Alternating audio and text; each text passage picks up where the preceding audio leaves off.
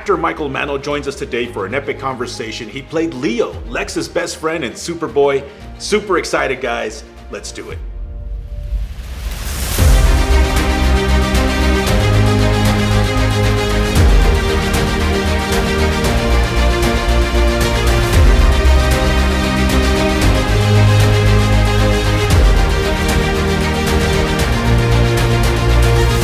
Mr. Michael, thank you so much for being here. I really appreciate it. The character of Leo, man, tell us how it happened. How did you get the role? Ellen Jacoby was the casting director when she was based in Miami, on Miami Beach. It was pretty funny. So this one day, my manager calls me up and she said to me, she says, "Oh, there's this new TV series coming out in Florida." And I'm like, "Really?" She goes, "Yeah, there's Ellen Jacoby said, it's the casting director, that there's a part that's right for you." I said, "All right, give me the address. Where is it in Miami?" She goes, "Oh, it's not in Miami. It's in Orlando." I'm like, Orlando? Are you freaking kidding me now? If you're familiar with Florida, Orlando from Fort Lauderdale is about 200 miles. It's like 3.5 hours to drive. I'm like, "Patty," I said, "You out of your mind? I'm going to drive 3.5 hours for a 5-minute audition?" I said, you're out of your mind." She goes, "Michael, if you don't do it, I'm going to drop you." So sure enough, I got in the car, drove all the way to Orlando, 3.5 hours, went on to the Disney lot to go in. Ellen Jacoby was there. Okay. The audition was 3 minutes. Okay. Not 5, 3. Oh, wow. So did the audition, drove home. Okay. If you hear my bird in the background, that's my cockatoo. Yeah, he's a pain in the ass. So I drive back. I lived in a condo. In Hollywood, off of Hollywood Boulevard, and at that time I had an 8-foot boa constrictor. I used to take him in the pool all the time with me. Let me tell you something. If you ever go to a crowded pool and you want to do laps, bring a snake with you. You will have the whole pool to yourself. Holy moly, man. That's funny. So because of that, I was having like a problem with the property manager because I was getting in trouble. They were saying, "Oh, you brought this snake in the pool." Well, all of a sudden the phone rings and I get on the phone and it's Patty Holland. Okay. And she goes, my manager, she goes, "Michael, I need to talk to you." I'm like, "Oh, Patty, what did I do now? What did I do?" I know you guys, I said, "I'm not in the mood for this today. I'm going through this thing at my condo here, blah, blah, blah, blah, blah." So long as I said, "Well," so Patty, just tell me. She goes, "Well, you better sit down." I go, "No, I'm standing up. Just tell me." She goes, "You just got the recurring role of Leo on the TV series Superboy." I agreed. I literally like almost cried. I was like, "That's my break." And that's when we shot the first episode, Jewel, A Touch of Cal. They did it. The episodes were a week long. They would send me my script on Thursday. Then I'd fly up on like Friday, get picked up at the airport. Saturday and Sunday, we'd have like production meetings. We'd go over the script and stuff like that. And then we'd shoot Sunday, Monday morning. And do you remember watching it for the first time? It premiered October 8th. That's my birthday. In 1988. I just turned 32. The Hollywood Reporter was there. It was a great big screen. The production company, because me and Jimmy Calvert, his birthday, I think, was 2 days before. They got us a cake. Everybody sang happy birthday. It was the best birthday of my life. Now, you have to understand something. My personality is the Sopranos. Sicilian Irish Jersey. That's me. I'm the Sopranos, okay? So here I am playing a role that's 180 degrees of my personality. So I know it's a kid's show. It wasn't like up for I wasn't trying to win an Academy Award or whatever, but it was really acting. And I'm going to tell you what it really was acting. The best compliment that I ever got for my acting, it was from my mother. And she didn't even know it. It wasn't like, "Oh yeah, that's my son, he's on TV." No, here's how it went. I called her up the next day. Okay. I called her up the next day and they said, "Mom," I said, "how'd you like the show?" She goes, "Well, I thought you were really, funny." So she goes, "But I can't stand that guy pushing you around like that." She really thought the guy said, "Mom, it's acting." She really thought that I was really being like, that was a kiss ass. And then when I talked to my father goes, "It looks like my son. It sounds like my son, but it's not my son." I said, "Dad, it's acting." That's so epic, man. Congrats. I mean, truly. And I totally agree with your parents. I mean, hearing you now and remembering Leo from the show, definitely two personalities. I mean, respectfully.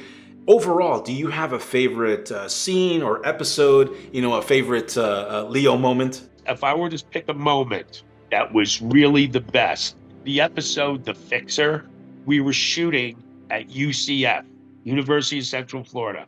In the middle of the campus, there's this great big fountain. It's about probably maybe like 2 feet deep. What the scene was is that Superboy, he blows his breath and it's supposed to knock us in the water. Well, it went all through the campus that they're shooting a TV series, and this is a college. There was like 1,000 people all around because we had the whole place locked down. Now, we only had 2 sets of clothes. At the same time, of course, Florida weather, there was a storm coming, okay? So this storm was coming, so we had to get this done. And the director said, like, try to make it as funny as possible. So as Lex Luthor falls in the water, he drops his books. I go in after him because I'm Leo, like, gee, Lex, you're the greatest, you're my idol. Running after him. I purposely picked up the books, was slipping down, grabbing onto him, blah, blah, blah, this and that, whatever. When we came out of the water, when they said cut, the whole place clapped. We did it in one take. One take. That was probably like and to hear that roar of people, like everybody's clapping, it was like a rush, man. It was, yeah. Magical. Congrats again, man. Wow. And obviously you were a regular on the show. You got to work with everyone, Stacy, John, but you worked mostly with Scott, and the chemistry that you guys had was awesome. Was that always there from day one?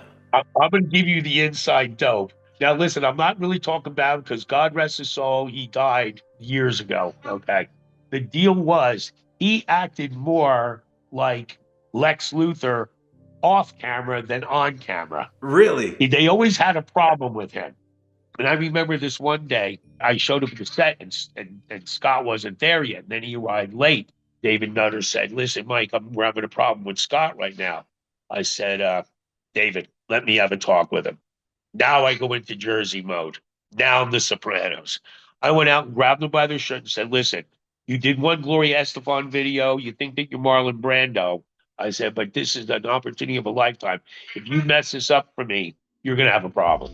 And was any of that, part of the reason for the recastings, in season 2? Because they recasted Scott, they recasted John. You were obviously killed in episode 1 of season 2.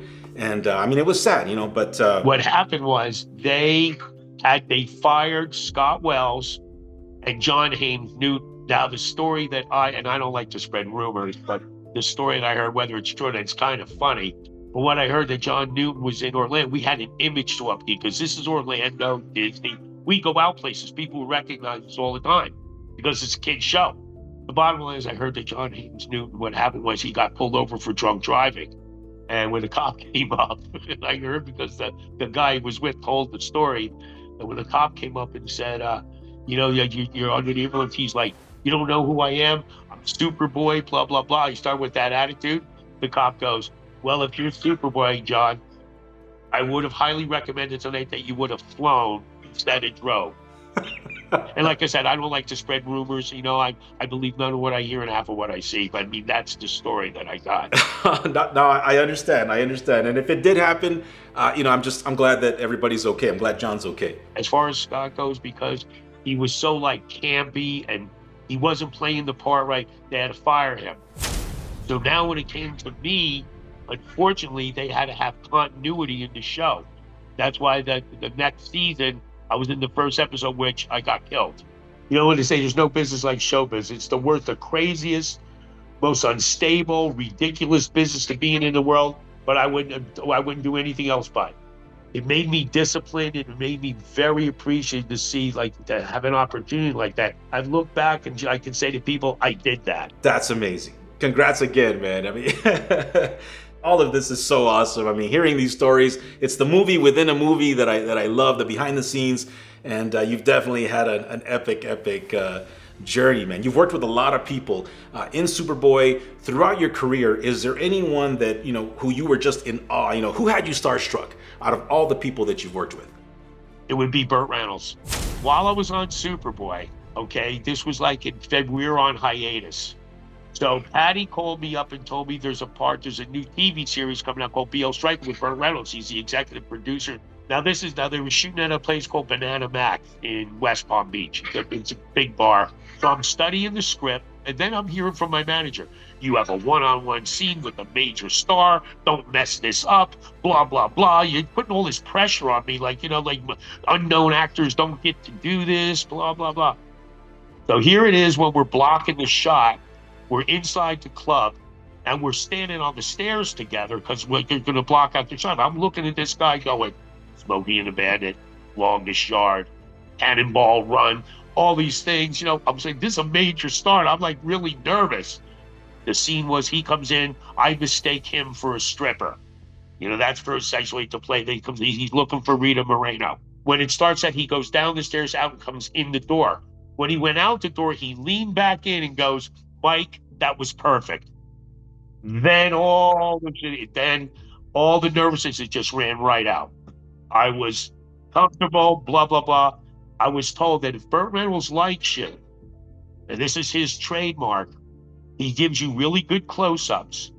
And at the end, because all the people in set, they're all coming up to him, can I get a picture with you? Get a picture? You're going to see the picture I say, because everybody he takes a picture with, he just stands there, blah, blah, blah. With me in the picture, when I said, can I get a picture? He put his arm on my shoulder. Wow.